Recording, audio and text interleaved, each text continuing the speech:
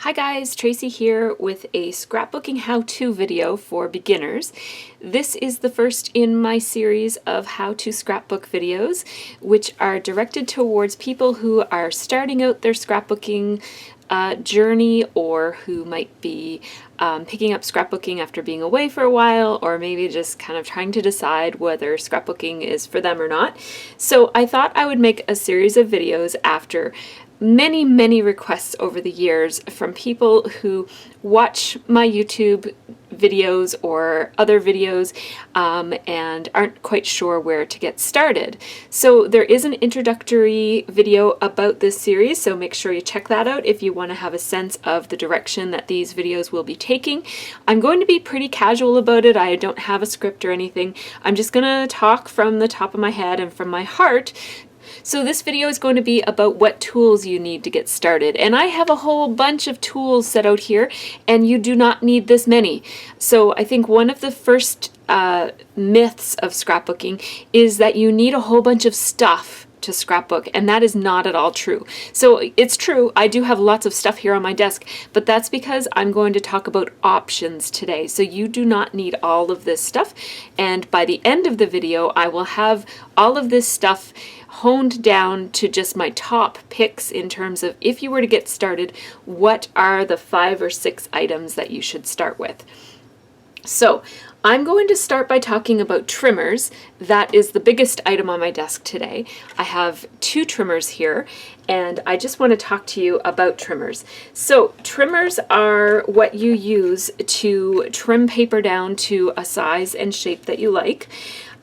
Trimmers are used for cutting straight lines, and they're particularly useful for cutting perpendicular straight lines with a nice 90-degree angle on them.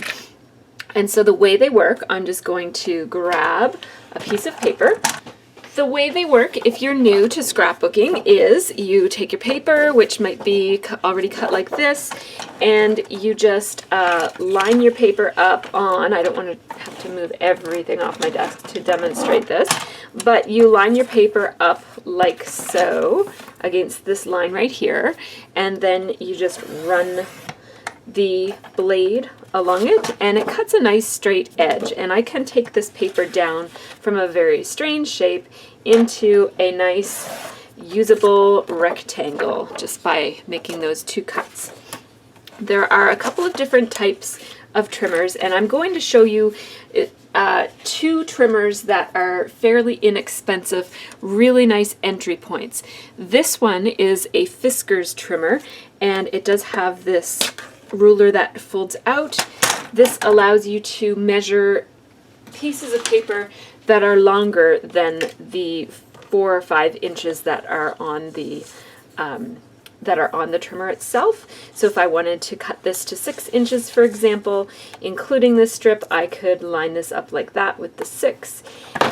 And now I know that this piece is 6 inches wide, and then maybe I want it to be 4 inches, which is about the size, which is the size of a photo. Now I have this piece, which is 4 by 6. Of course, I didn't cut off the manufacturer's strip on this, so this piece is 4 by 6. So that's how you use a paper trimmer with the ruler, and this is very inexpensive. I would say that this was probably under $10 here in Canada, so in the United States you can probably get it for even less, and you can get these, this is probably the highest end of this brand. It has a metal plate on it, but you can get ones that don't have the metal on them that are probably less expensive. You can get this at Walmart or at Staples or whatever your office supply store is that you go to. Now the thing about this trimmer that makes it so inexpensive is that it just has a blade that is dragged through the paper to make the cut. It's right there. You can get refills for this blade when it gets dull. You can buy them in these 2 packs. So this is a really nice entry point trimmer because it is so inexpensive. That way, if scrapbooking ends up not being your thing, you haven't invested a huge amount of money into a trimmer. This is really handy to have, even if you're not a scrapbooker. We had one around our house before I was a scrapbooker. We used to use it for trimming down photos. And so that is where I would recommend that you start, because you don't need a fancy trimmer. If you watch my YouTube videos, you'll see that I use a Caterpillar crop in a lot of my more recent process videos, and that is quite an expensive tool, and it's fine for someone like me who does a whole lot of scrapbooking, and I've been doing this for many, many years, and I know I won't be quitting scrapbooking anytime soon, so it's a good investment for you to make down the line when you've already kind of established that this is going to be your thing and you don't mind dropping a chunk of money on something like a trimmer. But to start off, I would suggest that you start with something like this. This is probably the cheapest, best value for your money that you're going to find for a trimmer. If you want a slightly higher end trimmer, if you have a feeling you're going to stick with scrapbooking, or maybe you've already been scrapbooking for a while with this one and want to upgrade, this also by Fiskars desktop trimmer.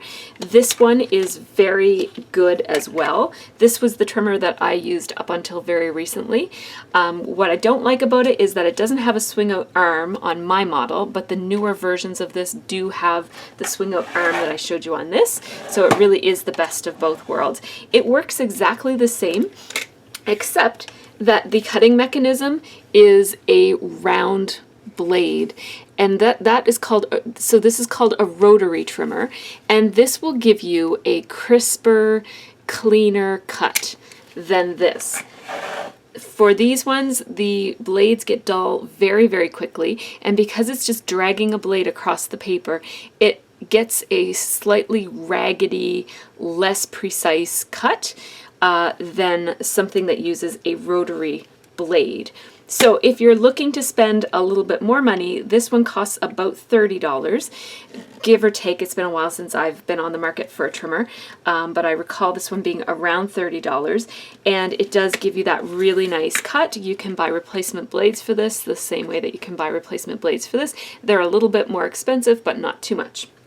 So this is also a very good, reasonable, good value buy for a beginner, or maybe just a beginner who's into it a little bit further along.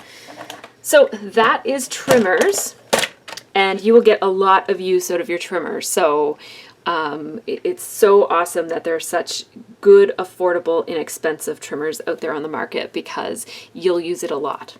So I would recommend that if you're starting out for, as a really beginner scrapbooker, either of these would be fine depending on what price point you want to start at. I'm going to go ahead and choose this lower end trimmer with the blade that you drag as my pick for a beginner scrapbooker, but just keep in mind that this one would be equally good for a beginner. So I have a couple of other things here that you probably already have around your house that you can find and spend no money on, and have for, just keep it in your scrapbooking supplies if you're getting started, or run and gather it before your scrapbooking session. The first one is a ruler. I prefer a clear ruler that you can see through. It's a lot easier to line up and make sure that things are straight if you can see through it, especially if you're making lines, you're drawing lines on your layout or on a journaling card for doing some journaling on.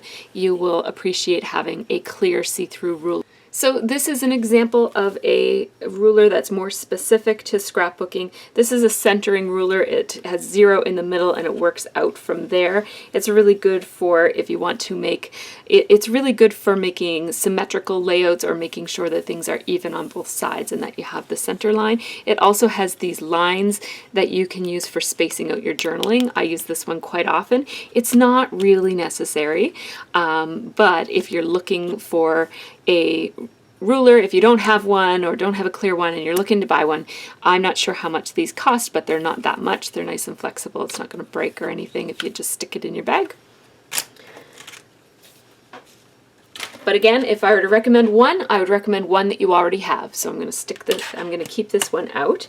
And then I like to use a mechanical pencil for just making any faint lines or marking where I put things before I glue them down. If I've kind of arranged everything on my page and I want to just make a note of where the edges of everything are, I make little tiny tick marks, and then I pull everything up, outline it or glue it or whatever, and put it all back down.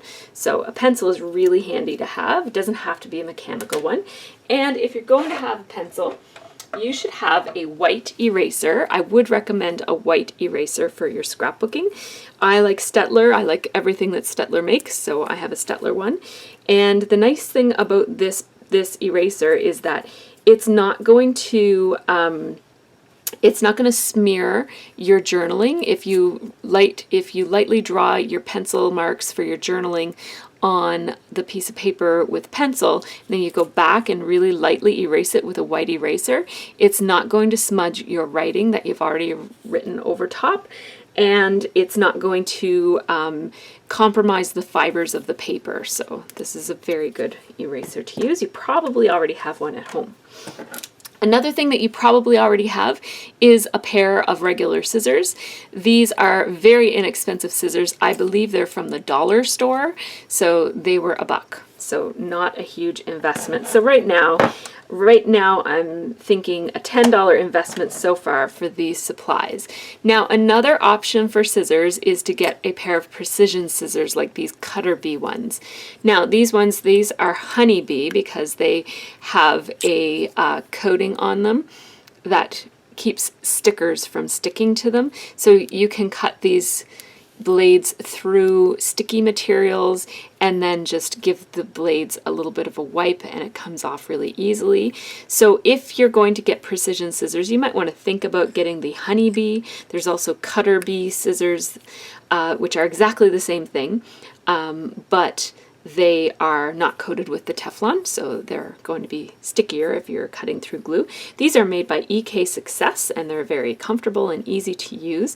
The reason to buy a small pair of precision scissors, in addition to your big scissors that you probably already have in your house, is that these allow you to really cut around things really easily. So what we call fussy cutting as in the scrapbooking world, which would be, let's say I wanted to cut out one of these flowers, I would want to use my small precision scissors to get into all these little corners and do a really nice job of cutting out a design.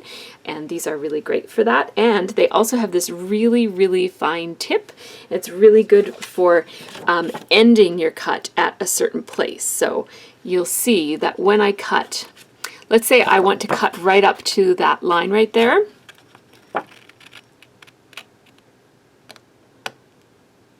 I cut exactly right up to that line because the scissors cut all the way to the very, very tip.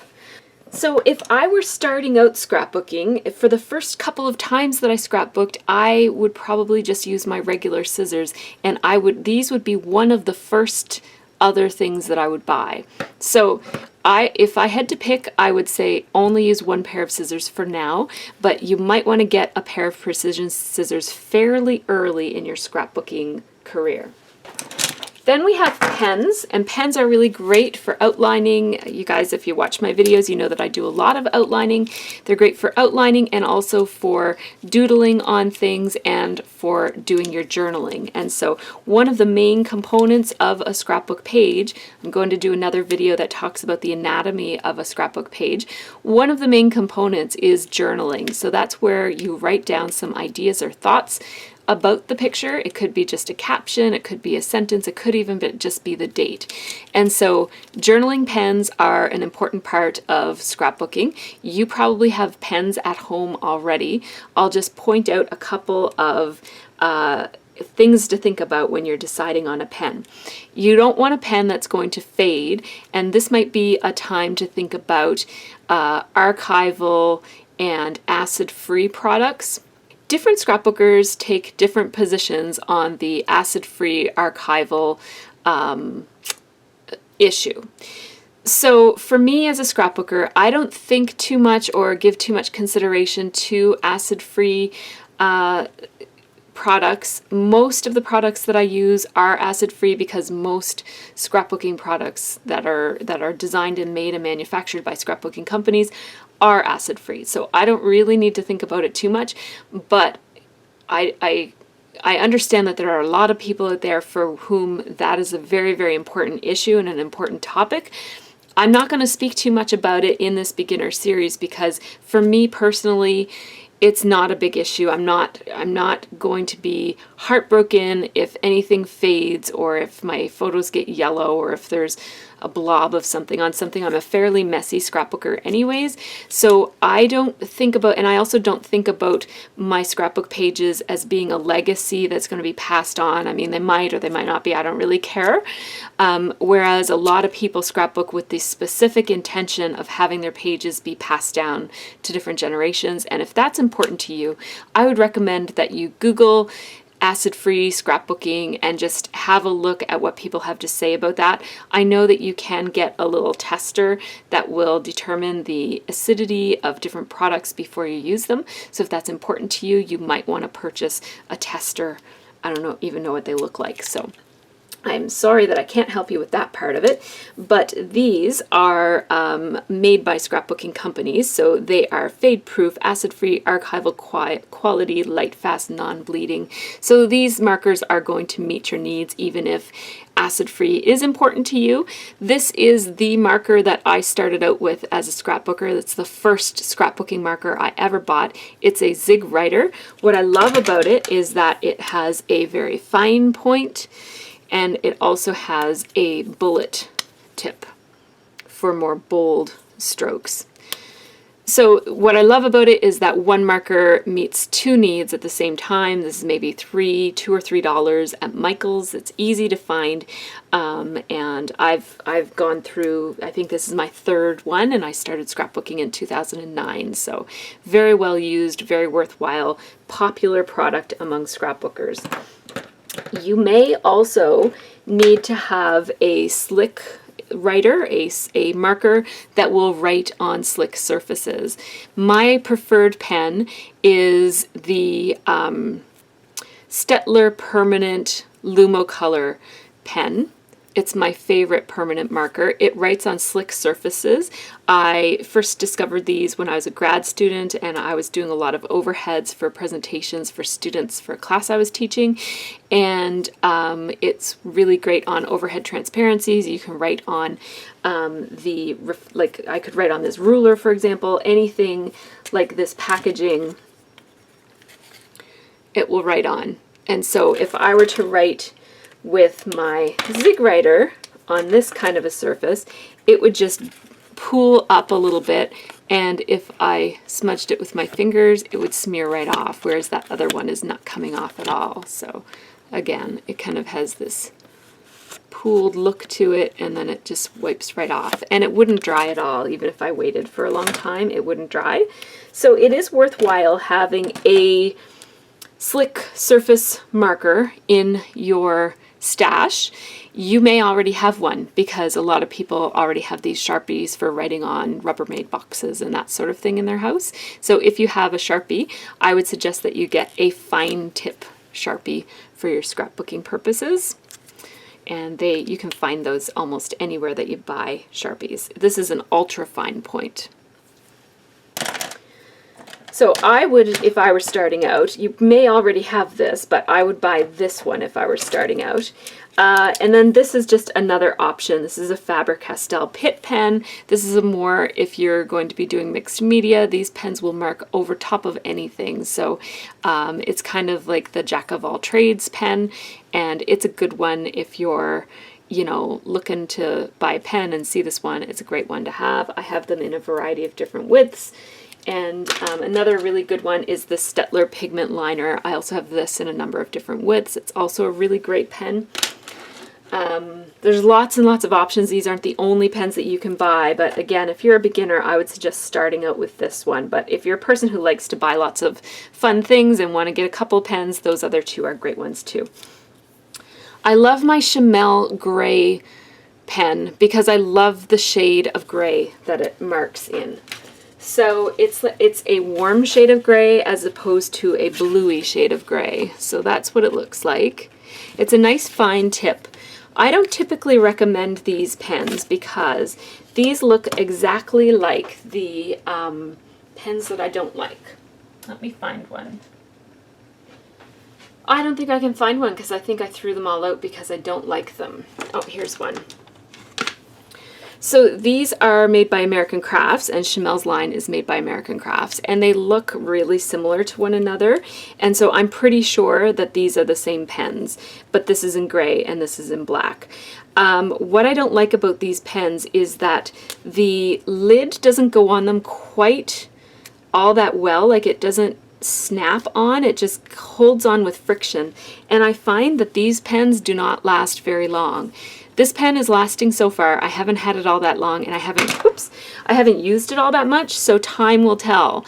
But I love the shade of it so much that even if it runs out quickly, I'm willing to just buy a whole bunch of these and always have them, because finding a good gray pen that is not too bluey and is more of a browny warm type of a gray is really, really difficult. I love this pen, so I'm going to recommend it, even though I'm not entirely sure and I'm a little suspicious about how long it will last. So I'm recommending it anyways. Then a good white pen is something that you will probably find yourself reaching for eventually. It's not essential that you have a white pen as a beginner, but white pens are really great to have. If you mess up on your stamping, you can just color over it with a white pen, or mess up on anything that can't be erased. If it's on a white background, you can touch it up with a white pen.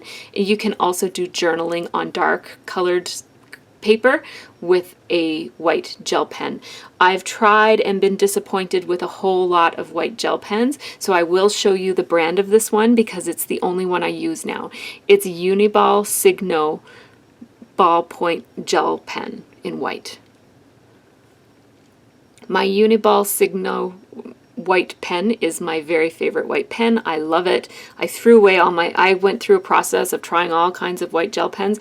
I threw them all away when I found this one, and I bought a ton of these. So again, I wouldn't say that you need this and this as a beginner. So even though I love these, and these would be kind of like my next level of picks, I'm not going to include these in my list of essential things. But if you're wanting to go beyond the essentials, I would put these in my stash if I were you. So let's move on to dimensional adhesive. I would say that as a beginner, I would recommend that you get some dimensional adhesive. I didn't start using dimensional adhesive until I had been scrapbooking for a while, and I love what it did to my scrapbooking. It made it a lot more fun and easy to get some of the looks that I really wanted, and so it's worthwhile to start out with these in your stash. I like the Stampin' Up Dimensionals. I have a whole video about dimensional adhesive, and I have a DIY idea for if you don't want to spend $3.50 and buy a package of these. These are from Stampin' Up, so you need to have, Stampin' Up is a company that does like home parties, and it's, I forget what that's called, like direct sales, I think it's called, where you have a demonstrator who you buy through, and she kind of works out of her home. She or he, it could be a man, of course, and you order and then they deliver it to you, kind of thing, kind of like Tupperware and Scentsy, and I'm forgetting all the names of all those companies, but anyhow, it's one of those companies. So you do have to have a rep in order to buy these. So you can go online, Google Stampin' Up and your city, and you'll find a list of all the reps in your city, and you can find them. These are really, really good, but you don't need a rep. You could just go to Michael's and get these ones. These ones are nice because they come in 2 different sizes. You can see a little, what's this called? It doesn't tell me the sizes of them, but little ones and big ones. So these are great. I'd buy a package of these if I were a beginner. And then there's also just another brand, Scrapbook Adhesives. These are good too. So I have a video about these, so if you want to know more about them, I'll link the video for that right here, so check out this video. And so just to show you what effect those have on a layout, this, for example, butterfly was positioned so that it hung off the edge of this layer right here, and then to just make sure that it popped up off the page, I just put that dimensional adhesive right there, the foam piece, and I could have taken the little sticker off the back of it and adhered it down, but I don't always do that. You can if you want to, but you don't have to. And then here again, I use some foam adhesive to pop this off. I actually used 2 stacked ones there to make this one pop up quite a bit. So that's what they look like in action. So I would buy a package of these, and if I'm a beginner, I'm probably not going to have a Stampin' Up demonstrator. So unless if you're coming to scrapbooking through Stampin' Up, in which case you'll probably be all using Stampin' Up supplies. That's the one thing that I will say, is that if you come to scrapbooking through Stampin' Up or Creative Memories or something like that, then the person who introduces you to scrapbooking will have a whole bunch of supplies that they sell, and you'll probably want to make up your own mind about how much of that stuff you want. It may sound like that stuff is all the best stuff, and in many cases it is really good quality. I like Creative Memories, they make good tools. The same thing with Stampin' Up, but you want to just think about how much stuff you want to order through a company like that and how much stuff you want to be able to just pick up at Michael's or at your local craft store or scrapbooking store or whatever. There's no right or wrong way to do it, and so if the idea of getting all your stuff from one source and having somebody introduce you to the hobby and help you with it, then that kind of a company like Stampin' Up or Creative Memories is a really, really great way to go. So I'm not meaning to discourage you from doing that, but if you want to have the flexibility to do it yourself, you can get some of your stuff through those kinds of companies and some of your stuff yourself, and that's okay too. So I'm going to keep these out as one of my recommendations for a beginner. Another adhesive that you will see and you may want to buy is glue dots. This is a Stampin' Up package of glue dots. They often come in a box like this, and they are a roll with little see-through glue dots. You see that on my fingernail right there? And they're really sticky and they're a little bit stretchy. So they are good for gluing down heavy dimensional things. I don't use glue dots a whole lot, so I'm not going to recommend that you get them as one of your basic must-have supplies, but you'll see them, and some scrapbookers use them a lot, so I thought I would just point out what they are and when you might want to use them. You can go ahead and get them if you want to. I tend to use them in other things other than scrapbooking more than I use them in scrapbooking. So, other glues that you'll see around that you might want to think about is a liquid adhesive. So I would recommend that you start off with a liquid adhesive, even though I scrapbooked for about a year before I even owned liquid adhesive. I don't even know how I did that. That's craziness. Anyhow, these are three, but it really just goes to prove that there is no right or wrong way to do it. You don't need all this stuff. So anyhow, I have three options here for liquid adhesive that I really like. I like Aleene's Quick Dry Tacky Glue because it's inexpensive. I can get it at Michael's, and I don't mind if my kids use it.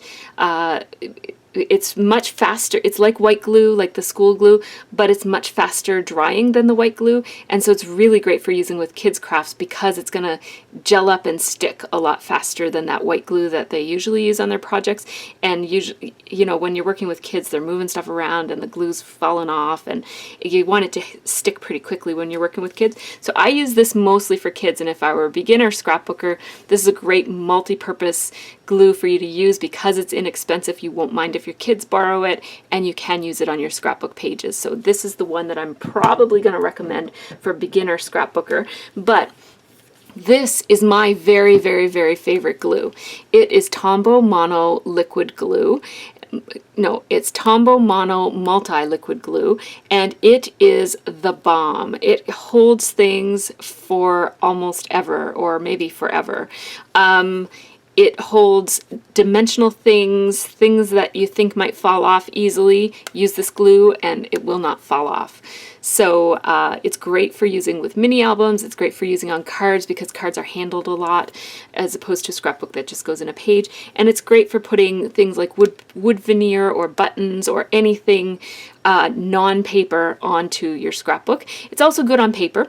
I tend to use a dry adhesive on paper, but this is awesome. And if you're not looking to really stretch out your supplies, I would get this instead of this. So it's really either or here. If I had to pick one, I'll pick this one just because it's more versatile for around the house. But if you want to buy a specialty scrapbooking glue, I'd get this one. I'm going to keep them both out. There, I did it. Then there's Glossy Accents. The nice thing about Glossy Accents is that it's a glue, but it's also a glossy finishing product. So you can put it on top of designs to make them have a shiny accent. Glossy Accents, that's where it gets its name. But it's also a equally strong drying glue to this. So these can be used interchangeably for gluing down things. And this one you might think, well, that has the benefit of having a glossy, being able to kind of use it in little dots or little dabs here and there to add a glossy accent to something. But it does dry glossy, and so if you're messy with your glue or if you use too much by accident and some of it oozes out, you will see this when it dries because it dries glossy. This dries matte, and so if you overdo it by accident and have a little bit of glue coming out around the edges, it's not going to be as noticeable. So I would recommend this for beginner, and this really, I mean, most scrapbookers have both of these, or this and this, or this and this. So, you know, I'm not going to put it in my list of essentials, but it's again a next step purchase. So we were talking about dry adhesive, and that is what I would recommend that you use for gluing your papers down. I somehow have a whole bunch of these in my stash that I don't actually use. So I have Sticky Thumb. I don't even think you can buy this anymore. It's just a tape runner. I have this Scrapbook Adhesives Easy Runner permanent adhesive, and it puts these little, let me see if I can, so see, they're not clear. They're double-sided tape, and they're in little strips. So see how they're like little tiny, let me see if I can get one off for you. They're little strips like that. They're not clear, which is why I don't really like this particular one, this particular Easy Runner. So see how it says white permanent? You can get this in clear, I'm pretty sure. It might not come in the bars, but it you can get it in clear, I'm pretty sure. But Scrapbook Adhesives is a good brand that a lot of seasoned scrapbookers like and use. So there's nothing wrong with that. As I said, I probably wouldn't get the white one. Just in case you overdo it and some of the glue is showing, you don't want it to be white. This one is clear, and like I said, I don't think you can find it anymore, but there's lots of different companies who make ones that are going to look like this. And then there's this one by American Crafts. It's called This to That. What I like about it is that it's a dot runner, and I'm saving this for when my other dot runner is done, because I have a hard time finding dot runners locally. The nice thing about dot runners is that it puts your glue down in these little dots. So I already filmed this part, but I need to do a little bit of a redo because I wasn't all that clear in the original footage of the video. So I'm just going to insert this here. It'll look a little funny because these things are probably in a different spot, but I just wanted to show you when you would use a glue dot runner as opposed to a regular tape runner or glue runner. And these two are pretty interchangeable. You can, you know, if you can only find a dotted glue runner, go ahead and get it. If you can only find a regular glue runner, go ahead and get it. You can use them in similar situations. But I'm going to show you one of the reasons that it is kind of nice to have one with dots. I don't use this as my standard glue runner or tape runner just because it's hard for me to find these. But I like using them as my regular glue runner. So I'm just going to open this one up so I can show you how it's different. So I'm going to run and the way that you hold these is there's usually something to indicate that you put your finger here and you hold it like this and you just go like that. So this is a solid piece of sticky tape that's adhered onto the page versus with a dot runner. These are little teeny weeny dots. See how there's a little tiny pattern in there? Those are little tiny dots that are adhered onto the paper. So if I wanted to glue this, for example, onto this, I would want to do so using a piece of, just like a scrap piece of paper. And if I were to run my regular tape runner over it, it would look like this on the other side when I was done. So see how there are little gobs of glue inside of the holes? That's because I used my regular tape runner.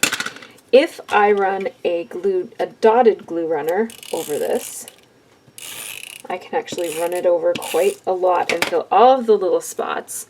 And when I flip it over, there's going to be very little glue residue showing. There are some, but there's not nearly as much.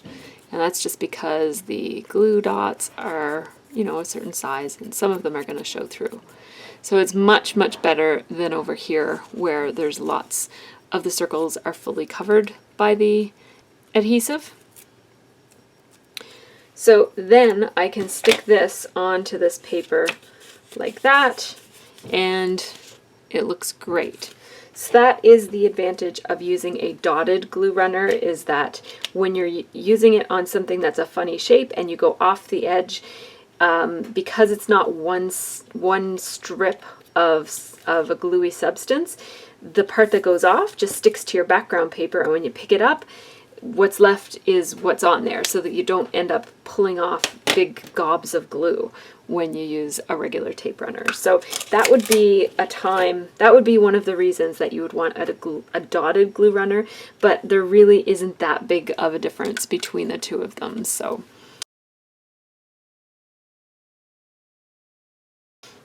any kind of tape runner would do. You guys probably see me using this a lot if you watch my videos. This is a ATG, it's an advanced tape glider, and the reason I use this is because I go through so much tape runner that I would be replacing this every couple of layouts, so which means a couple of times a week. So I use this so that I don't have to change my rolls quite as often. So this would be more of an advanced tool for after you've been scrapbooking for a while. If you get annoyed with constantly going through these, then you might want to think about getting one of these. So for now, I wouldn't put this on my essentials list. But these are an essential, because what I love about it is that it's dry tape runner. So it's a double-sided glue that's dry. So it's kind of like double-sided tape, but it's more pliable than tape normally is. This one is Run Out. This one is by Tombow, and it's Tombow Mono Permanent Adhesive. And the nice thing about it is that you can get refills. Not every glue runner has a refill. This one, for example, is a throwaway. This one is a throwaway. But the nice thing is that you can get these packs of refills for a little bit cheaper than you buy the original one. And it's really, really easy to refill it. You just snap it together like that. And then this will give you a nice line of adhesive down your paper like that. And then if you wanted to stick something to it, you just stick it like that, and it's stuck. What I really like about Tombow, so it's a little bit forgiving and you can pull it off after you've glued it on, but only if you want to. So once you really press it on really good, it's there to stay and it's going to rip. So you have that little bit of wiggle time. The nice thing about using a glue runner or a tape runner or any kind of dry adhesive in your scrapbooking is that there's no drying time because it's already dry. And it's also, because it's dry, it's not going to run the risk of making your paper bubble a little bit. I don't know if you've ever put wet glue on paper to glue paper to itself, but sometimes if you use a lot of it, it will kind of warp your paper a little bit, and this stuff doesn't do that. So I would recommend that you use a dry tape runner. Yeah, this is called glue tape. So you might find it called glue runner, you might call it tape runner, or you might find it called glue tape. Any of those terms are all referring to the same product, or the same kind of product. So I would suggest that you get a roll of this, and you can find this at Michael's or any craft store. And I do have a couple of glue sticks here just because I do know some people who use glue sticks in their scrapbooking. There's nothing wrong with it. It's a nice, it's not quite as dry as a glue runner and not quite as wet as liquid glue, and so it is a really nice choice for a beginner or a seasoned scrapbooker. The nice thing about it is that a lot of people already have this. So if you really don't want to buy one of these, you could give this a try and see if it appeals to you.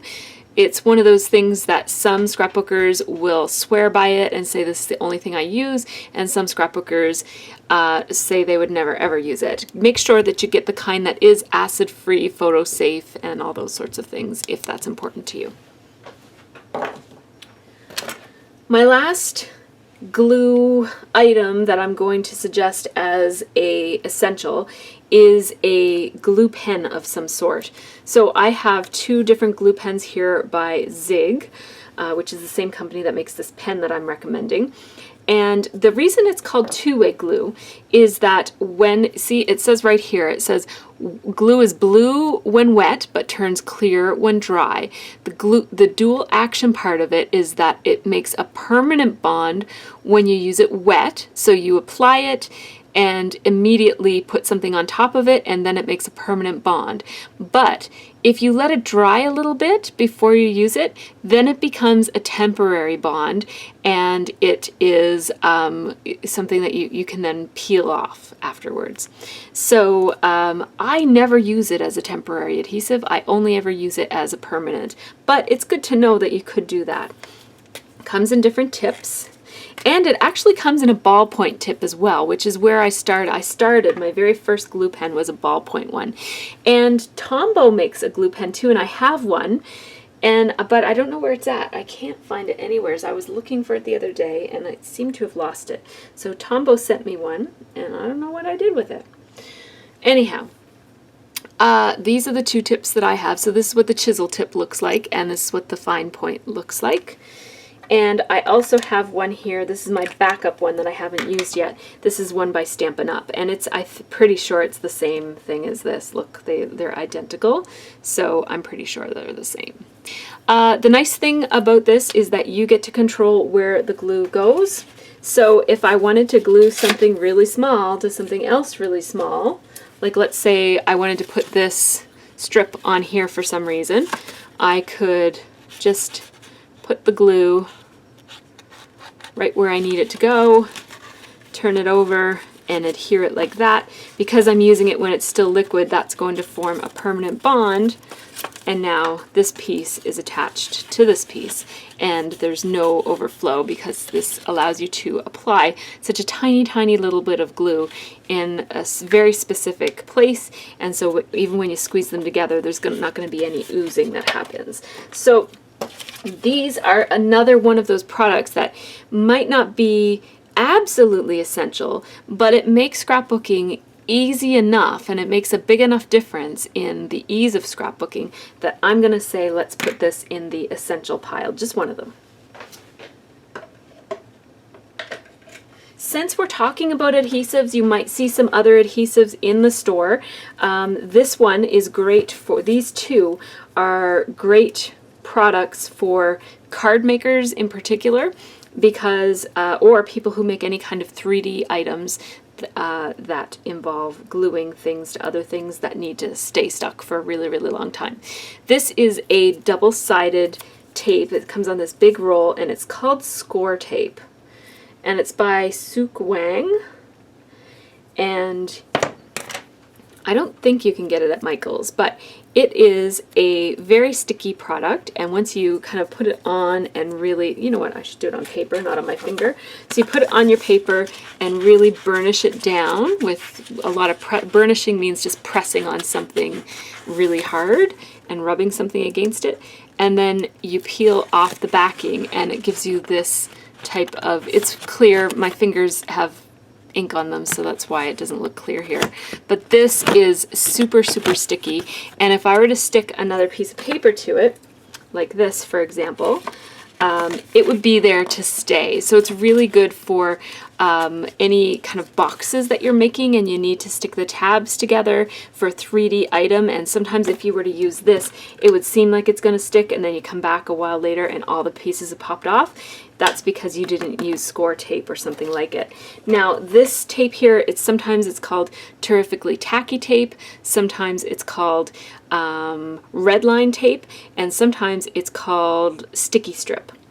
It might even have more names than that. But this orange product is basically the same thing, except it's not exactly the same thing, but it works exactly the same way. It's probably just a different brand's formulation of the same thing, but it's on, instead of being on a tear-off piece of paper, it's attached to this piece of yellow or orange plastic. You peel it up exactly the same way. It's just as thick and just as sticky, and it's just as permanent, and it won't come off. The downside of buying the red line terrifically tacky, or whatever you're going to call it, is that you'll notice that I had to use scissors in order to cut this stuff off the roll, because the backing on it is plastic. You have to cut it off, and that is a little inconvenient.